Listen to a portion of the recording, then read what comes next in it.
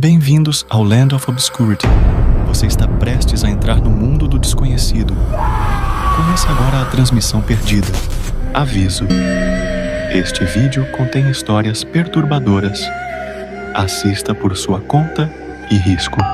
Na pequena cidade de São Vicente, um lugar esquecido pelo tempo e envolto em uma névoa constante, algo terrível estava para acontecer.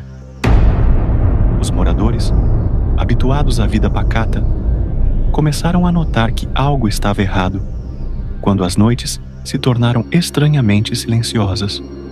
Os animais desapareciam e o ar parecia carregar um peso que antes não existia. As pessoas evitavam sair de casa após o anoitecer, mas ninguém sabia ao certo o porquê. Rodrigo, um jovem médico que havia se mudado para São Vicente em busca de tranquilidade, notou que os pacientes que chegavam ao pequeno hospital local apresentavam sintomas estranhos. Primeiro, eram dores de cabeça intensas, seguidas por febres altas e alucinações. Em poucos dias, essas pessoas entravam em um estado de torpor, seus olhos vidrados e a pele pálida como a morte. Ninguém conseguia explicar o que estava acontecendo, e Rodrigo, preocupado, decidiu investigar. Uma noite, enquanto revisava os registros médicos em seu escritório, Rodrigo foi interrompido por batidas fracas na porta. Ao abrir, encontrou uma jovem desesperada, seus olhos arregalados de terror. "Doutor, meu irmão, ele voltou dos mortos", ela disse, a voz trêmula. Rodrigo tentou acalmá-la, acreditando que fosse o efeito da febre ou do pânico, mas a jovem insistiu, pedindo que ele a acompanhasse até sua casa. Contra o bom senso, ele decidiu ir, curioso e apreensivo com o que poderia encontrar. Chegando à casa da jovem, uma velha e desgastada construção, na periferia da cidade, Rodrigo sentiu o ar se tornar pesado, carregado de uma presença sinistra. Dentro da casa, tudo estava escuro, exceto por uma fraca luz de vela tremulando na sala de estar. Ao entrar, ele percebeu um odor acre e familiar, que lembrava corpos em decomposição. No centro da sala, deitado em um sofá, estava o irmão da jovem. Sua pele era de um tom cinza amarelado, e ele mal se movia. Mas os olhos, vazios e inexpressivos, seguiam Rodrigo enquanto ele se aproximava. "Isso não é possível", murmurou o médico, observando o estado cadavérico do homem, que claramente estava além de qualquer tratamento médico. Antes que pudesse tomar uma atitude, o homem se ergueu abruptamente, com movimentos rígidos e mecânicos, como se algo o estivesse controlando. Rodrigo recuou, mas o homem, ou o que restava dele, avançou lentamente, gemendo de forma gutural. A jovem gritou, e Rodrigo puxou-a para fora da casa, batendo a porta atrás de si. "O que está acontecendo aqui?" Rodrigo perguntou, ofegante. A jovem, em lágrimas, contou que seu irmão havia morrido 3 dias antes, vítima daquela estranha doença que assolava a cidade. O corpo fora enterrado, mas na noite seguinte, ele simplesmente apareceu na porta de casa, de pé, como se nunca tivesse morrido. E ele não estava sozinho. Outros corpos, pessoas que morreram recentemente, também voltaram, vagando pela cidade à noite, em busca de algo que ninguém conseguia entender. Rodrigo decidiu voltar ao hospital, mas a cidade estava diferente. As ruas, antes desertas, agora estavam povoadas por figuras lentas e cambaleantes, seus corpos em decomposição se movendo de forma antinatural. Ele reconheceu alguns dos rostos, pacientes que ele mesmo havia tratado dias antes. Então, o padre Antônio explicou que a terra sobre a qual a cidade foi construída era sagrada para uma antiga tribo indígena. Diziam que, quando os colonizadores chegaram, massacraram os indígenas e profanaram seu cemitério. Antes de morrerem, os anciãos da tribo lançaram uma maldição sobre a terra, Um dia, os mortos voltariam para vingar sua profanação. Eles tinham que ir embora. Mas, naquela noite, Rodrigo isolou-se no laboratório do hospital, mergulhando em livros de medicina e ocultismo, tentando encontrar uma explicação racional para o que estava acontecendo. À medida que as horas passavam, ele sentia a exaustão e o desespero crescendo. Mas então, por volta da meia-noite, ele ouviu passos pesados ecoando pelos corredores vazios. Rodrigo congelou ao perceber que os passos estavam se aproximando. Com um frio na espinha, levantou-se e foi até a porta, abrindo-a lentamente. No corredor escuro, viu as sombras de várias figuras se aproximando. Eram os pacientes que haviam morrido nos últimos dias, agora transformados em zumbis famintos, suas bocas abertas em um grito silencioso de agonia eterna. A última coisa que Rodrigo viu antes de ser engolido pela horda de mortos-vivos foi a igreja no alto da colina, suas portas fechadas, como se até Deus tivesse abandonado São Vicente. No dia seguinte, o sol nasceu em uma cidade deserta. Não havia sinais de vida, apenas um silêncio mortal e os restos do que um dia foi uma comunidade. Os zumbis, agora satisfeitos, haviam retornado às suas covas, deixando a cidade em paz. Mas a paz era ilusória. A maldição permanecia. E quem ousasse reconstruir ou habitar São Vicente estava condenado a compartilhar do mesmo destino. Uma eternidade na forma de um cadáver ambulante. O trem partiu exatamente à meia-noite, como se a própria escuridão tivesse dado início ao percurso. Era uma locomotiva antiga, com vagões de madeira e janelas embaçadas, que pareciam se perder na névoa espessa da noite. Era uma visão incomum, mas naquele canto remoto do mundo, onde o silêncio da noite era quebrado apenas pelos sons da natureza, as pessoas não se preocupavam com o inusitado. Eva, uma jovem jornalista, em busca de uma grande história, estava prestes a embarcar em uma viagem que havia despertado sua curiosidade há meses. Havia rumores sobre um trem misterioso que aparecia apenas uma vez a cada século, levando os passageiros a um destino desconhecido, além dos limites da realidade. Os moradores locais chamavam-no de Trem das Almas Perdidas e contavam histórias sobre passageiros que nunca mais retornavam. Eva, movida pela busca por uma história grandiosa, decidiu embarcar e investigar por conta própria. A primeira impressão que Eva teve ao entrar no trem foi de uma estranha familiaridade. Os bancos eram estofados com um veludo escuro e a luz das lâmpadas, penduradas no teto, lançava uma luz fraca e tremeluzente. O vagão estava praticamente vazio, exceto por alguns passageiros silenciosos que pareciam não notar a presença de Eva. Ela se sentou perto de uma janela, tentando não se deixar abalar pelo ambiente sinistro. À medida que o trem avançava, a paisagem externa começou a mudar. Em vez de ver o campo e as árvores, Eva viu um cenário desolado e infernal. As árvores eram retorcidas e o céu estava coberto por nuvens escuras e ameaçadoras. O frio se intensificava e um vento cortante parecia atravessar os vagões, trazendo consigo murmúrios indistintos que pareciam vir de um lugar além da compreensão. Eva tentou se distrair, examinando seus arredores. Notou que os passageiros pareciam estar em transe, como se estivessem em um estado de profunda meditação ou sonho. O vagão estava silencioso, com exceção dos sons do trem, que ecoavam em uma espécie de cadência macabra.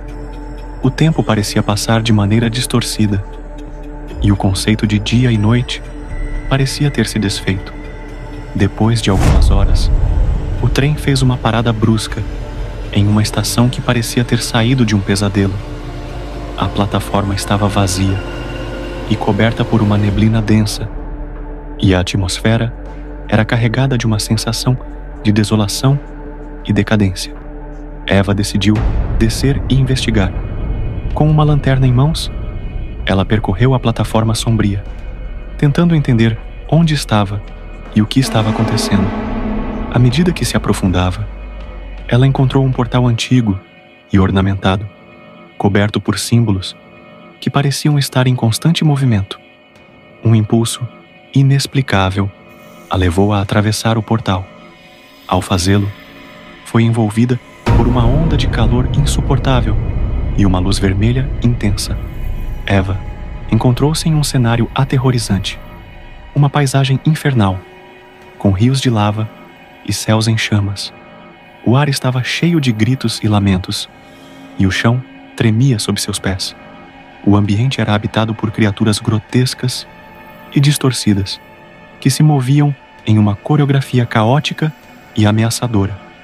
Eva sentiu uma sensação de desespero crescente e percebeu que estava sendo observada por olhos de chamas que pareciam penetrar em sua alma. Ela estava no próprio inferno, um lugar que desafiava todas as suas expectativas e que parecia se estender infinitamente. Enquanto explorava o deserto infernal, Eva encontrou um grupo de almas perdidas que estavam em um estado de sofrimento eterno. Eles lhe contaram que estavam condenados a vagar naquele lugar até que alguém encontrasse o portal de volta para o mundo dos vivos e o fechasse. O trem, na verdade, era uma manifestação do inferno, uma maneira de capturar almas e mantê-las presas em um ciclo interminável de tormento. Desesperada, Eva correu de volta para o portal, com a esperança de escapar daquele lugar horrível. Mas, ao chegar, encontrou-o fechado, e uma risada sinistra ecoou ao seu redor. O trem das almas perdidas tinha uma nova passageira, e o inferno estava mais uma vez satisfeito com sua captura. Quando o trem voltou ao seu ponto de origem, a estação estava vazia. O trem antigo desapareceu na neblina da madrugada, e ninguém soube o que havia acontecido com Eva. Os rumores sobre o trem das almas perdidas continuaram a assombrar a região, e a história de Eva se tornou uma advertência para aqueles que procuravam aventura além dos limites da realidade. A lenda do trem das almas perdidas se tornou uma sombra persistente, uma lembrança de que há coisas além da compreensão humana e que alguns destinos são melhor deixados inexplorados. Silent Hill, uma pequena cidade americana envolta em névoa e mistério. Desde seu primeiro aparecimento nos jogos, a cidade se tornou sinônimo de terror psicológico. Mas há uma história que poucos conhecem, uma transmissão perdida que revela os segredos mais sombrios de Silent Hill. Um jovem chamado Pedro decidiu investigar a cidade após o desaparecimento de seu irmão. Esta é a sua história. Pedro chegou a Silent Hill em uma noite fria de inverno. A névoa era tão densa que mal conseguia ver a estrada à sua frente. Ele seguiu os rastros de seu irmão até um motel abandonado no centro da cidade. Dentro do motel, Pedro encontrou sinais de luta, móveis virados, marcas de arranhões nas paredes e, no chão, uma fita cassete. Ele decidiu reproduzir a fita em um gravador velho que encontrou no quarto. A gravação era perturbadora. A voz de seu irmão, trêmula e desesperada, descrevia algo perseguindo-o pela cidade. Isso deixou Pedro ainda mais preocupado, o que fez o mesmo avançar nas suas pesquisas. Ele começou a explorar a cidade em busca de mais pistas, e conforme avançava, a névoa parecia se tornar mais espessa e a atmosfera muito mais opressiva. Ele começou a ouvir sussurros, sentir olhares invisíveis e ver sombras se movendo na névoa. Quanto mais ele tentava fugir, mais ele se sentia incomodado com as possíveis criaturas da cidade. Seguindo as pistas deixadas por seu irmão, Pedro chegou à escola de Silent Hill, um lugar onde muitos dos horrores da cidade se manifestam. Seria isso tudo verdade ou loucura da sua mente? Ele não parou. Estava encorajado a sair daquele lugar medonho. Ao tentar fugir, encontrou mais gravações, cada uma mais perturbadora que a anterior, descrevendo figuras sombrias e criaturas monstruosas. Pedro finalmente chegou ao porão da escola, onde a atmosfera era ainda mais sufocante. As paredes pareciam respirar, e ele podia ouvir um zumbido constante. No fundo do porão, ele encontrou uma sala cheia de velas, símbolos estranhos nas paredes e uma figura encapuzada que parecia estar esperando por ele. A figura revelou-se como o líder de um culto que adorava as forças sombrias de Silent Hill. Eles estavam usando a cidade como um portal para trazer essas forças para o nosso mundo. Pedro tentou fugir, mas a cidade parecia estar viva, mudando e distorcendo para mantê-lo preso. Em um último esforço desesperado, Pedro confrontou a figura encapuzada. Houve uma luta, e no caos, ele conseguiu destruir o altar usado pelo culto. Mas o custo foi alto. Pedro conseguiu escapar da cidade, mas a experiência o deixou marcado para sempre, com cicatrizes físicas e mentais. A história de Silent Hill continua a aterrorizar aqueles que ousam se aproximar de seus segredos sombrios. Você teria coragem de enfrentar as forças sobrenaturais dessa cidade assombrada? O jogo Pokémon Red e Green foi lançado no Japão, e com ele surgiu uma lenda urbana que aterrorizou crianças e adultos. A música de Lavender Town, uma cidade dentro do jogo, era dita ser tão perturbadora que causava efeitos psicológicos severos em quem a ouvia. Relatos incluíam dores de cabeça, náuseas e até mesmo comportamentos suicidas. Esta é a história de Lavender Town. João era um fã dedicado de Pokémon, e ao chegar em Lavender Town, ele não percebeu de imediato os efeitos estranhos da música. Conforme ele explorava a cidade e ouvia a música repetidamente, começou a sentir uma pressão estranha em sua cabeça e ver sombras se movendo na periferia de sua visão. Os efeitos da música de Lavender Town se intensificaram. João começou a ter pesadelos, ouvindo a música mesmo quando o Game Boy estava desligado.